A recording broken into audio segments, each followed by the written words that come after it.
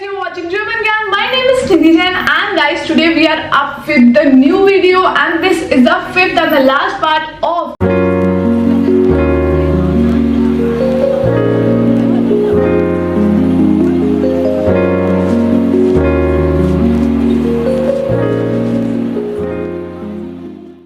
German email series. Yes, you heard it right. If you have missed any 4 part, then we're putting link here. Make sure to check it out. If you are listening me for the very first time, then my name is Nidhi and I must say I'm the founder of German Gyan. German Gyan provides you online and offline classes. We do provide teacher training program, exam preparation, brush up class and whatnot. So why are you wasting time? Let's get into this video. Let's go.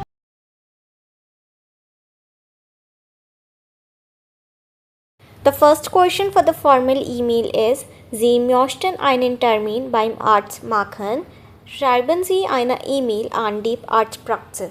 Means you want an appointment at the doctor, and for that you have to write an email to the clinic. And the points which you need to include in the email are: Warum brauchen Sie den Termin? Means why do you need the appointment? Secondly, wann haben Sie Zeit? Means when do you have the time? And third is Ihre telephone number, means the mobile number. So this is the email and let's look at the answer now. We'll start with the Anrede, and because we don't know to whom we are writing this email or who is going to receive the email, we will choose the Anrede, sehr geehrte Damen und Herren, and then the email starts. So you can write it like this: Ich brauche einen Termin, weil ich Halsschmerzen habe. Ich habe am Montag Zeit. Meine Nummer ist 01234567789. Mit freundlichen Grüßen, Maria Meyer. So like this you can write the email, and after covering all the 3 points, if you want you can write a closing line also. For example, Vielen Dank im Voraus means thank you so much in advance. So like this you can write any closing line, and remember that in formal email you have to write your complete name. The second question is of informal email, and the question is: Dein Freund Alex hat bald Geburtstag. Du kannst leider nicht kommen. Schreib eine E-Mail.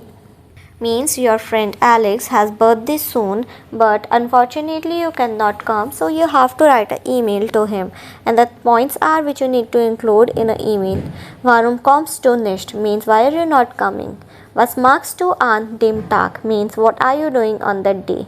Was schenkst du ihm? What do you send him? So these are the points which you need to cover, and now let's look at the example.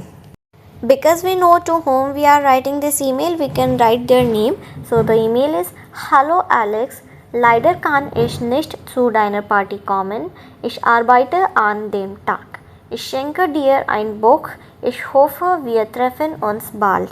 Then viele Grüße and Julia. So like this you can write a short and simple email without making much mistakes. Now some basic tips for writing an email is that try to remember as much as redemitals as you can. For example, always remember that you have to write the Anrede, but Anrede depends on the situation. That means if you are writing a letter of whom you know the name, then you have to write the name. Otherwise you just have to start with sehr geehrte informal. So remember, you have to learn the Anrede or the salutations, and then always learn closing lines, so that after writing an email you can write the closing lines also. And formal and informal emails have different closing greetings, so of course remember those also. Guys, how was this video? I hope you loved it. Thank you so much for sharing this video. Next Friday, A2 Sprechen. A2 Schreiben series is starting, so please stay tuned. And again, A2 will be having 5 episodes. Even today has completed the 5 episodes of email. Each episode will be having 1 formal and 1 informal email. Thank you so much. We'll catch you in the next video. Keep learning German with German Gyan. Take care. Cheers.